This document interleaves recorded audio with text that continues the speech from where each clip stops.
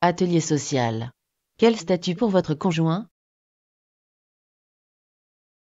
Principe.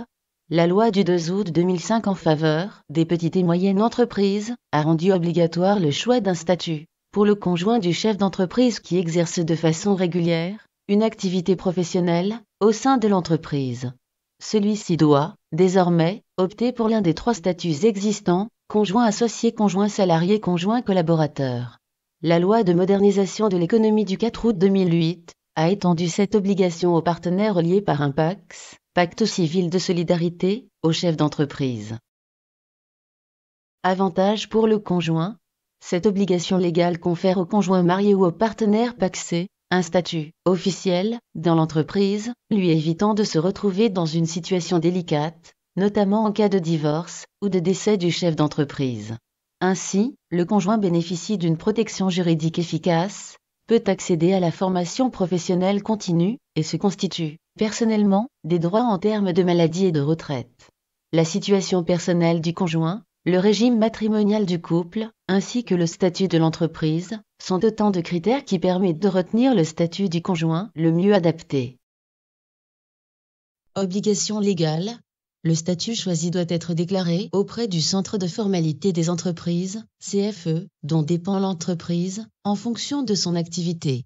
Cette déclaration peut être réalisée lors de l'immatriculation de l'entreprise, au plus tard, dans les 2 mois qui suivent le début de la participation du conjoint, par une déclaration modificative, auprès du CFE compétent.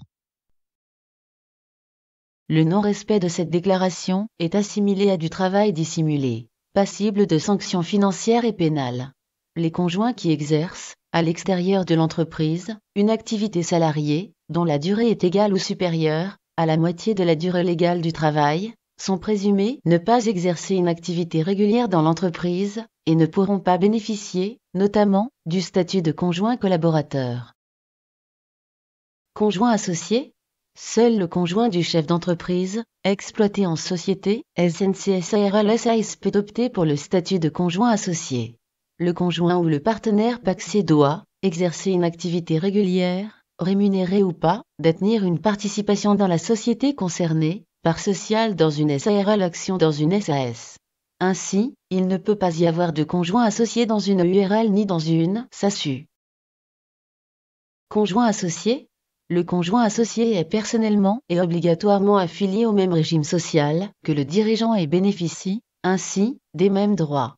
Si le chef d'entreprise fait partie des TNS comme le gérant majoritaire de SARL, le conjoint sera affilié au RSI et paiera les mêmes cotisations, calculées sur les rémunérations perçues, à défaut, sur une base minimale.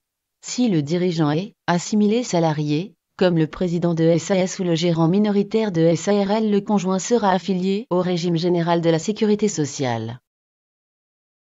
Attention, pour valider 4 trimestres de retraite, le conjoint associé relevant du RSI doit cotiser sur la base d'un revenu annuel représentant au minimum 600 fois le taux horaire du SMIC, soit 5 802 € en 2016. Le conjoint associé, qui ne participe pas à l'activité de l'entreprise, ne relève d'aucun régime social obligatoire et ne paye pas de cotisation sociale. La responsabilité du conjoint associé est limitée au montant de ses apports, à l'exception des SNC où elle reste illimitée et indéfinie. Conjoint salarié. Ce deuxième statut peut être adopté par le conjoint marié ou le partenaire pacsé du dirigeant, quelle que soit la forme juridique de l'entreprise. Le conjoint doit respecter 3 conditions afin de pouvoir être affilié au régime général de la sécurité sociale, participer effectivement à l'activité de l'entreprise, à titre professionnel et habituel, être titulaire d'un contrat de travail écrit et recevoir des bulletins de salaire tous les mois, percevoir un salaire normal, proportionnel à sa qualification professionnelle et correspondant, au minimum, au SMIC. Conjoint salarié. À ces conditions, le conjoint pourra bénéficier des mêmes droits que tous les salariés, assurance maladie, maternité, indemnité journalière, allocation familiale, retraite, invalidité décès, accident du travail, assurance chômage. Au titre des cotisations sociales, l'entreprise paiera, en moyenne, Pour le conjoint concerné, 22% du salaire brut, pour la part salariale, de 20 à 40%, en fonction du montant du salaire brut, pour la part patronale, grâce à la réduction Fillon. Exemple de calcul. Ainsi, sur la base d'un salaire brut de 2 000 €, le coût total pour l'entreprise du conjoint salarié ressort à 2 600 €, compte tenu d'un taux moyen de cotisation patronale de 30%. Sur une base de 35 heures par semaine, le salaire brut mensuel du conjoint ne pourra pas être inférieur à 1 467 €, ce qui correspond au SMIC, pour l'année 2016. Attention, dans les entreprises soumises à l'impôt sur les sociétés, IS, le salaire du conjoint est déductible, dans son intégralité, du bénéfice annuel imposable. Dans les entreprises soumises à l'impôt sur le revenu, IR, ce même salaire est déductible, en totalité, si l'entreprise a adhéré à un centre de gestion agréé, en totalité, si les conjoints sont mariés sous le régime de la séparation de biens, dans la limite de 13 800 € pour 2015, dans les autres cas.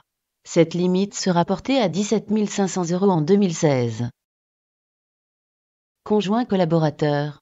Le conjoint marié, ou le partenaire lié par un PACS, du gérant associé unique de URL, gérant majoritaire de SARL, chef d'entreprise individuelle, ou de IRL, peut adopter le statut de conjoint collaborateur à deux conditions: ne pas être associé, pour les sociétés, exercer une activité régulière, non rémunérée, dans l'entreprise.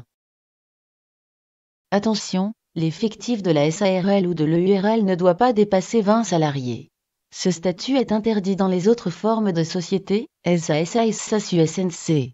C'est le cas également dans les SARL dont le conjoint est gérant minoritaire. Conjoint collaborateur.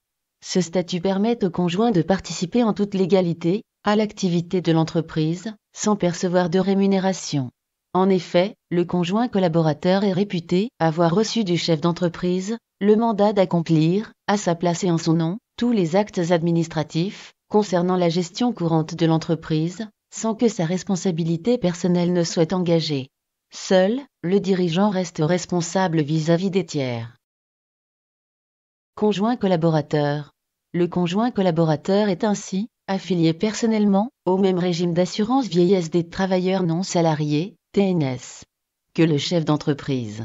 Il verse, à cet effet, des cotisations sociales personnelles, en contrepartie des droits propres qui lui sont ouverts, en matière de retraite de base et complémentaire, invalidité décès, indemnité journalière. Depuis 2014, en outre, il bénéficie de la couverture maladie-maternité, sans cotisation supplémentaire, en qualité d'ayant droit du chef d'entreprise.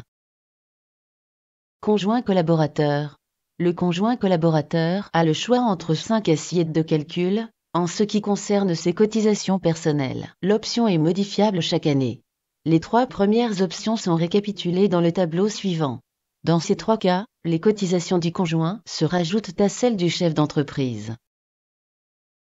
Conjoint collaborateur. Dans les 2 derniers cas, le chef d'entreprise partage son revenu avec son conjoint, proportionnellement à l'option retenue. Les cotisations sociales versées pour le conjoint collaborateur, quelle que soit l'option retenue, restent déductibles du bénéfice imposable, au même titre que celles du dirigeant. Exemple 1 d'application. Dans ce premier exemple, le conjoint collaborateur a choisi l'option 1, qui le conduit à calculer ses cotisations personnelles, sur la base d'un revenu forfaitaire égal à un tiers du plafond annuel de la sécurité sociale, soit 12 872 € pour 2016. Ces cotisations personnelles annuelles s'élèveront à 3 416 €.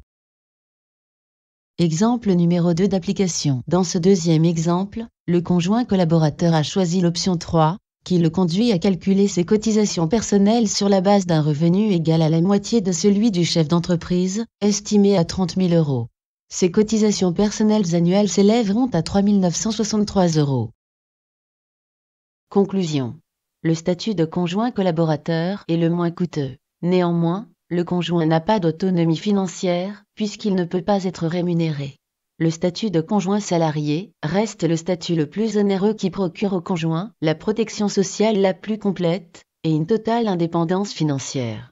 Le statut de conjoint associé reste réservé au conjoint qui veut totalement s'impliquer dans la société créée, non seulement en participant régulièrement à son activité, mais également en y prenant une participation.